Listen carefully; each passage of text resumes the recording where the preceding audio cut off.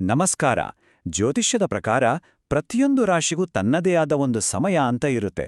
ಧನುರಾಶಿಯ ಜಾತಕದವರಿಗೆ ಈಗ ಜೀವನದಲ್ಲಿ ಒಂದು ದೊಡ್ಡ ತಿರುವು ತುಂಬಾನೇ ಹತ್ರ ಬರ್ತಾ ಇದೆ ಅಂತ ಗ್ರಹಗಳ ಸ್ಥಿತಿ ಹೇಳ್ತಾ ಇದೆ. ಈ ಒಂದು ವಿಶ್ಲೇಷಣೆ ಆ ಬದಲಾವಣೆ ಹೇಗಿರ್ಬೋದು, ಅದರ ಹಿಂದಿನ ಕಾರಣಗಳೇನು ಮತ್ತೆ ಅದನ್ನ ಹೇಗೆ ಸಕಾರಾತ್ಮಕವಾಗಿ ಬಳಸ್ಕೊಳ್ಬೋದು ಅಂತ ಅರ್ಥ ಮಾಡ್ಕೊಳ್ಳೋಕೆ ಸಹಾಯ ಮಾಡುತ್ತೆ. ಇದು ಭವಿಷ್ಯವನ್ನೇ ಹೇಳೋದಕ್ಕಿಂತ ಹೆಚ್ಚಾಗಿ ಮುಂದೆ ಬರುವ ಅವಕಾಶಗಳಿಗೆ ಸಿದ್ಧರಾಗಲು ಒಂದು ದಾರಿದೀಪ ಅಷ್ಟೇ. ನೋಡಿ, ಈ ಸ್ಲೈಡ್ನಲ್ಲಿರೋ ಮಾತುಗಳು ಇಡೀ ವಿಶ್ಲೇಷಣೆಯ ಸಾರಾಂಶವನ್ನೇ ಹೇಳುತ್ತೆ.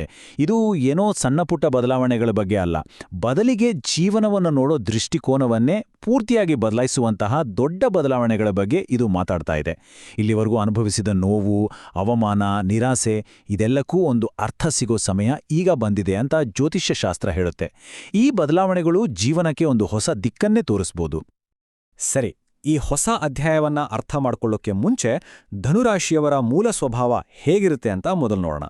ಯಾಕಂದ್ರೆ ಅವರ ಸ್ವಭಾವವೇ ಅವರ ಹಿಂದಿನ ಕಷ್ಟಗಳಿಗೆ ಮತ್ತು ಮುಂದಿನ ಯಶಸ್ಸಿಗೆ ಕಾರಣವಾಗಿರುತ್ತೆ. ಅವರ ನಿಜವಾದ ಶಕ್ತಿ ಏನು ಮತ್ತು ಕೆಲವೊಮ್ಮೆ ಅದೇ ಶಕ್ತಿ ಯಾಕೆ ದೌರ್ಬಲ್ಯದ ಹಾಗೆ ಕಾಣ್ತಾ ಇತ್ತು ಅನ್ನೋದನ್ನ ಮೊದಲು ತಿಳ್ಕೊಳ್ಳೋಣ ಬನ್ನಿ. ಧನುರಾಶಿಯವರನ್ನ ಅರ್ಥ ಮಾಡಿಕೊಳ್ಳೋಕೆ ಈ ಗುಣಗಳು ತುಂಬಾನೇ ಮುಖ್ಯ. ಮೊದಲನೆಯದಾಗಿ ಅವರು ಹುಟ್ಟಿನಿಂದಲೇ ಧರ್ಮದ ದಾರಿಯಲ್ಲಿ ನಡೆಯೋರು. ಅಂದ್ರೆ ಸುಳ್ಳು, ಮೋಸ, ವಂಚನೆ ಅಂದ್ರೆ ಅವರಿಗೆ ಆಗಿ ಬರಲ್ಲ. ಎರಡನೆಯದಾಗಿ ಪ್ರಾಮಾಣಿಕತೆ ಅನ್ನೋದು ಅವರಿಗೆ ಒಂದು ಆಯ್ಕೆಯಲ್ಲ, ಅದು ಅವರ ಸ್ವಭಾವ.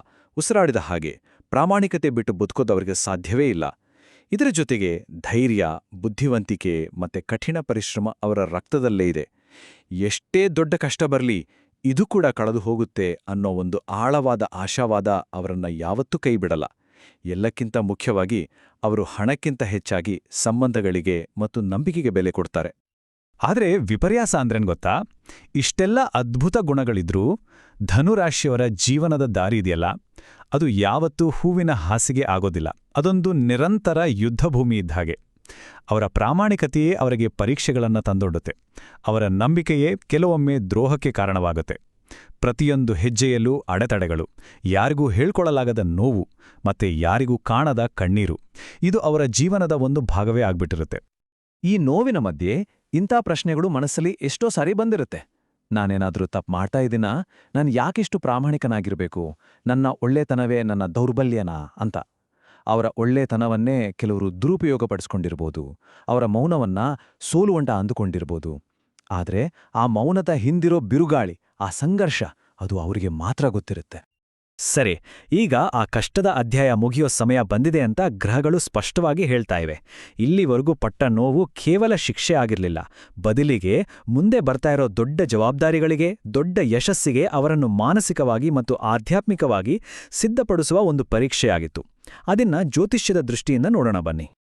ಅನುಭವಿಸಿದ ಆ ಒಂಟಿತನ, ಇಷ್ಟೇ ಕಷ್ಟಪಟ್ರೂ ಸಿಗದ ಮನ್ನಣೆ, ಮತ್ತೆ ರಾತ್ರಿಗಳಲ್ಲಿ ಸುರಿಸಿದ ಮೌನ ಕಣ್ಣೀರು, ಇದೆಲ್ಲವೂ ಒಂದು ದೈವಿಕ ಪರೀಕ್ಷೆಯ ಭಾಗವಾಗಿತ್ತು ಅಂತ ಹೇಳಲಾಗುತ್ತೆ.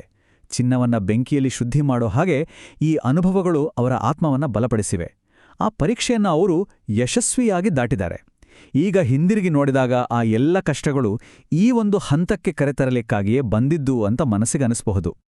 ಹೌದು, ಜೀವನ ಅನ್ನೋ ಯುದ್ಧ ಭೂಮಿಯಲ್ಲಿ ಧನುರಾಶಿಯವರು ಒಬ್ಬ ಯೋಧನ ಹಾಗೆ ದೃಢವಾಗಿ ನಿಂತಿದ್ದಾರೆ. ಇದಕ್ಕೆ ಕಾರಣ ಅವರ ಹಿಂದೆ ಒಂದು ದೈವಿಕ ಶಕ್ತಿ ಕೆಲಸ ಮಾಡ್ತಾ ಇರುತ್ತೆ. ಜ್ಯೋತಿಷ್ಯದ ಪ್ರಕಾರ ಧನುರಾಶಿಯವರಲ್ಲಿ ಶಿವನ ಅಂಶ ಇರುತ್ತೆ. ಅವರಲ್ಲಿರೋ ಆ ತಾಳ್ಮೆ, ಆ ತ್ಯಾಗ, ನೋವನ್ನ ಮೌನವಾಗಿ ಸಹಿಸಿಕೊಳ್ಳೋ ಶಕ್ತಿ, ಇದೆಲ್ಲವೂ ಆ ದೈವಿಕ ಶಕ್ತಿಯ ಪ್ರತಿರೂಪವೇ ಆಗಿದೆ. ಅತ್ಯಂತ ಒಂಟಿ ಎನಿಸಿದ ಕ್ಷಣಗಳಲ್ಲೂ ಒಳಗಿನಿಂದ ಒಂದು ಶಕ್ತಿ ಅವರನ್ನ ಕೈಬಿಡದೆ ಕಾಪಾಡಿರುತ್ತೆ. ಹಾಗಾದ್ರೆ ಈ ದೊಡ್ಡ ಮಟ್ಟದ ಬದಲಾವಣೆಗೆ ಕಾರಣ ಆಗ್ತಾರೋ ಆ ಶಕ್ತಿಶಾಲಿ ಜ್ಯೋತಿಷ್ಯ ಘಟನೆ ಯಾವುದು? ಇದೇ ಅವರ ಜೀವನದ ನಿಜವಾದ ಟರ್ನಿಂಗ್ ಪಾಯಿಂಟ್ ಆಗಬಹುದು. ಇದೊಂದು ತುಂಬಾನೇ ಅಪರೂಪದ ಮತ್ತು ಅತ್ಯಂತ ಶಕ್ತಿಶಾಲಿಯಾದ ಯೋಗ. ಇದನ್ನ ಚತುರ್ಗ್ರಹ ಯೋಗ ಅಂತ ಕರೀತಾರೆ. ಚತುರ್ ಅಂದ್ರೆ 4, ಗ್ರಹ ಅಂದ್ರೆ ಗ್ರಹಗಳು. ಇದು ಯಾವುದೋ ಸಾಮಾನ್ಯ ಯೋಗ ಅಲ್ಲ. ಧನುರಾಶಿಯವರ ಜಾತಕದಲ್ಲಿ 2ನೇ ಮನೆ ಅಂದ್ರೆ ಧನಸ್ಥಾನ ಅಂತಾರಲ್ಲ, ಅಂದ್ರೆ ಹಣ ಮತ್ತು ಕುಟುಂಬದ ಮನೆಯಲ್ಲಿ ಸೂರ್ಯ, ಬುಧ, ಮಂಗಳ ಮತ್ತು ಶುಕ್ರ, ಈ 4 ಪ್ರಬಲ ಗ್ರಹಗಳು ಒಟ್ಟಿಗೆ ಸೇರಿವೆ. ಇದು ಅವರ ಆರ್ಥಿಕ ಮತ್ತು ಸಾಮಾಜಿಕ ಸ್ಥಿತಿಯಲ್ಲಿ ಒಂದು ದೊಡ್ಡ ಬದಲಾವಣೆ ಆಗುತ್ತೆ ಅನ್ನೋದರ ಸ್ಪಷ್ಟ ಸಂಕೇತ. ಈ ಪ್ರತಿಯೊಂದು ಗ್ರಹವು ಒಂದೊಂದು ಅದ್ಭುತವಾದ ಬದಲಾವಣೆಯನ್ನ ತರಲಿದೆ. ಮೊದಲಿಗೆ ಸೂರ್ಯ, ಗ್ರಹಗಳ ರಾಜ. ಇದು ಕಳೆದು ಹೋಗಿದ್ದ ಗೌರವ, ಆತ್ಮವಿಶ್ವಾಸ ಮತ್ತು ಸಮಾಜದಲ್ಲಿ ಒಂದು ಒಳ್ಳೆ ಸ್ಥಾನವನ್ನ ವಾಪಸ್ ತರಬಹುದು. ಎರಡನೆಯದಾಗಿ ಬುಧ ಅಂದ್ರೆ ಬುದ್ಧಿ ಮತ್ತು ಮಾತು. ಇದು ಮಾತುಗಳಿಗೆ ಬೆಲೆಯನ್ನ ಹೆಚ್ಚಿಸಿ ವ್ಯಾಪಾರದಲ್ಲಿ ವ್ಯವಹಾರದಲ್ಲಿ ಯಶಸ್ಸನ್ನ ಕೊಡಬಹುದು. ಮೂರನೇದಾಗಿ ಮಂಗಳ, ಧೈರ್ಯದ ಸಂಕೇತ. ಇದು ಹಣ ಗಳಿಸೋಕೆ, ಹೊಸ ಧೈರ್ಯವನ್ನು ತುಂಬಿ ಸಾಲದಂತಹ ಸಮಸ್ಯೆಗಳಿಂದ ಹೊರಬರೋಕೆ ದಾರಿ ತೋರಿಸ್ಬೋದು. ಮತ್ತೆ ಕೊನೆಯದಾಗಿ ಶುಕ್ರ, ಸುಖ ಸಂತೋಷದ ಗ್ರಹ. ಇದು ಜೀವನದಲ್ಲಿ ನೆಮ್ಮದಿ, ಸೌಕರ್ಯಗಳು ಮತ್ತು ಕುಟುಂಬದಲ್ಲಿ ಸಂತೋಷವನ್ನ ಹೆಚ್ಚಿಸಬಹುದು. ಈ 4 ಶಕ್ತಿಗಳು ಒಟ್ಟಿಗೆ ಕೆಲಸ ಮಾಡಲಿವೆ. ಹಾಗಾದರೆ ಈ ಗ್ರಹಗಳ ಸಂಯೋಗದಿಂದ ದೈನಂದಿನ ಜೀವನದಲ್ಲಿ, ಅದರಲ್ಲೂ ದುಡ್ಡಿನ ವಿಷಯದಲ್ಲಿ ಯಾವೆಲ್ಲ ಬದಲಾವಣೆಗಳು ಆಗಬಹುದು? ಆಕಾಶದಲ್ಲಿ ನಡೀತಿರೋ ಈ ಘಟನೆ ನಮ್ಮ ಜೀವನದ ಮೇಲೆ ಹೇಗೆ ಪರಿಣಾಮ ಬೀರಲಿದೆ ಅಂತ ನೋಡೋಣ. ಈ ಸ್ಲೈಡ್ ನೋಡಿ, ಈ ಬದಲಾವಣೆ ಎಷ್ಟು ಸ್ಪಷ್ಟವಾಗಿದೆ ಅಂತ ಗೊತ್ತಾಗತ್ತೆ. ಮೊದಲು ಹೇಗಿತ್ತು? ಸಾಲದ ಹೊರೆ, ಅನಗತ್ಯ ಖರ್ಚುಗಳು, ಕೈಯಲ್ಲಿ ದುಡ್ಡು ನಿಲ್ತಾ ಇರಲಿಲ್ಲ, ಹಣಕ್ಕಾಗಿ ತುಂಬಾನೇ ಕಷ್ಟಪಡಬೇಕಿತ್ತು. ಆದ್ರೆ ಈಗ ಏನಾಗುತ್ತೆ ನೋಡಿ, ಮಂಗಳನ ಧೈರ್ಯದಿಂದ ಸಾಲ ತೀರ್ಸೋಕೆ ಹೊಸ ದಾರಿಗಳು ಕಾಣಿಸುತ್ತೆ. ಬುಧನ ಬುದ್ಧಿವಂತಿಕೆಯಿಂದ ಖರ್ಚಿನ ಮೇಲೆ ಹಿಡಿತ ಸಿಗುತ್ತೆ. ಮತ್ತು ಎಲ್ಲಕ್ಕಿಂತ ಮುಖ್ಯವಾಗಿ ಹಣಕ್ಕಾಗಿ ಕಷ್ಟಪಡೋದು ಹೋಗಿ ಹಣವೇ ಅವರನ್ನ ಹುಡುಕೊಂಡು ಬರುವಂತಹ ಸನ್ನಿವೇಶಗಳು ನಿರ್ಮಾಣವಾಗ್ತವೆ. ಅಂದ್ರೆ ಅವರ ಕಠಿಣ ಪರಿಶ್ರಮಕ್ಕೆ ಕೊನೆಗೂ ತಕ್ಕ ಪ್ರತಿಫಲ ಸಿಗೋಕೆ ಶುರುವಾಗುತ್ತೆ. ಆದ್ರೆ ಒಂದು ವಿಷಯ ನೆನ್ಪಿರ್ಲಿ, ಇದು ಒಂದೇ ದಿನದಲ್ಲಿ ಆಗೋ ಮ್ಯಾಜಿಕ್ ಅಲ್ಲ. ಇದು ನಿಧಾನವಾಗಿ ಆದ್ರೆ ತುಂಬಾನೇ ಗಟ್ಟಿಯಾಗಿ ಆಗುವ ಬದಲಾವಣೆ. ಅನಿರೀಕ್ಷಿತ ಕಡೆಗಳಿಂದ ಹಣದ ಸಹಾಯ ಬರ್ಬೋದು, ನಿಂತೋಗಿದ್ದ ಪೇಮೆಂಟ್ಸ್ ಕ್ಲಿಯರ್ ಆಗ್ಬೋದು ಮತ್ತು ವ್ಯಾಪಾರ ಅಥವಾ ಉದ್ಯೋಗದಲ್ಲಿ ಹೊಸ ಆದಾಯದ ಮೂಲಗಳು ತೆರೆದುಕೊಳ್ಬೋದು. ಇದು ಒಂದು ಬಲವಾದ ಆರ್ಥಿಕ ಅಡಿಪಾಯವನ್ನ ನಿರ್ಮಿಸೋಕೆ ಸಹಾಯ ಮಾಡುತ್ತೆ. ಇಲ್ಲಿ ಒಂದು ಮುಖ್ಯವಾದ ವಿಷಯ ಇದೆ. ಗ್ರಹಗಳು ಅವಕಾಶಗಳನ್ನಷ್ಟೇ ಕೊಡೋದು, ಅದನ್ನ ಬಳಸ್ಕೊಳ್ಳೋದು ನಮ್ಮ ಕೈಯಲ್ಲೇ ಇರುತ್ತೆ.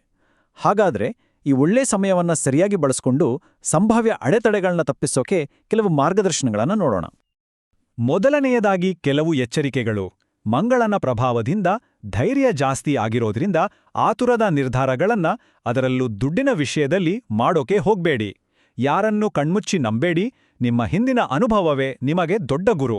ಬುಧನ ಪ್ರಭಾವದಿಂದ ಮಾತುಗಳು ಶಕ್ತಿಯುತವಾಗಿರೋದ್ರಿಂದ ಸಂಬಂಧಗಳಲ್ಲಿ ಮಾತನಾಡುವಾಗ ಸ್ವಲ್ಪ ಜಾಗೃತೆ ಇರ್ಲಿ. ಮತ್ತು ಈ ಎಲ್ಲಾ ಬದಲಾವಣೆಗಳ ಮಧ್ಯೆ ಆರೋಗ್ಯವನ್ನ ಮರಿಬೇಡಿ. ಒತ್ತಡವನ್ನ ಕಡಿಮೆ ಮಾಡಿಕೊಂಡು ಸಾಕಷ್ಟು ವಿಶ್ರಾಂತಿ ಪಡೆಯೋದು ತುಂಬಾನೇ ಮುಖ್ಯ. ಈ ಗ್ರಹಗಳ ಒಳ್ಳೆ ಪ್ರಭಾವವನ್ನ ಇನ್ನಷ್ಟು ಹೆಚ್ಚಿಸ್ಕೊಳ್ಳಕ್ಕೆ ಕೆಲವು ಸರಳ ಆಧ್ಯಾತ್ಮಿಕ ಪರಿಹಾರಗಳು ಇವೆ.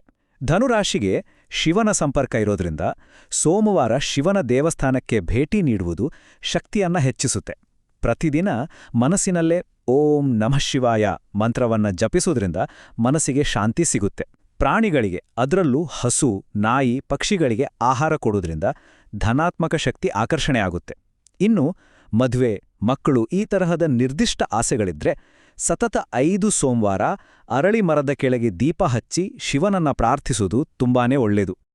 ಕೊನೆಯದಾಗಿ ನೆನ್ಪಿಡಬೇಕಾದ ಒಂದು ಅಂಶ ಅಂದ್ರೆ, ಅನುಭವಿಸಿದ ಪ್ರತಿಯೊಂದು ಕಷ್ಟವೂ ಈಗ ಆಶೀರ್ವಾದವಾಗಿ ಬದಲಾಗ್ತಿದೆ. ಇದು ಧನುರಾಶಿಯವರಿಗೆ ಭಗವಾನ್ ಶಿವನು ನೀಡ್ತಿರುವ ವಾಗ್ದಾನ ಅಂತ ಹೇಳಲಾಗುತ್ತೆ. ಅವರ ಕಠಿಣ ಪರಿಶ್ರಮ, ಪ್ರಾಮಾಣಿಕತೆ ಮತ್ತು ತ್ಯಾಗ ಯಾವುದೂ ವ್ಯರ್ಥವಾಗಿಲ್ಲ. ಜ್ಯೋತಿಷ್ಯದ ಪ್ರಕಾರ ಅದರ ಫಲವನ್ನ ಅನುಭವಿಸೋ ಸಮಯ ಈಗ ಬಂದಿದೆ. ಒಂದು ನೋವಿನಿಂದ ಕೂಡಿದ ಅಧ್ಯಾಯ ಮುಗಿದು ಒಂದು ಭರವಸೆಯ ಹೊಸ ಅಧ್ಯಾಯ ಈಗ ಶುರುವಾಗ್ತಾ ಇದೆ. ಹಿಂದಿನ ಅನುಭವಗಳೇ ಈಗ ಶಕ್ತಿಯಾಗಿ ಬದಲಾಗಲಿವೆ. ಜ್ಯೋತಿಷ್ಯ ದಾರಿ ತೋರಿಸುತ್ತೆ, ಆದರೆ ಆ ದಾರಿಯಲ್ಲಿ ನಡೆಯುವ ನಿರ್ಧಾರ ವ್ಯಕ್ತಿಯದ್ದೇ ಆಗಿರುತ್ತೆ. ಹಾಗಾದರೆ ಪ್ರಶ್ನೆ ಇಷ್ಟೇ: ಧನುರಾಶಿಯವರು ತಮ್ಮ ಜೀವನದ ಈ ಹೊಸ ಅಧ್ಯಾಯವನ್ನ ಪ್ರಾರಂಭಿಸಲು, ತಮ್ಮ ಸಾಮರ್ಥ್ಯವನ್ನ ಪೂರ್ತಿಯಾಗಿ ಬಳಸಿಕೊಂಡು ಮುನ್ನಡೆಯಲು ಸಿದ್ಧರಿದ್ದಾರೆ?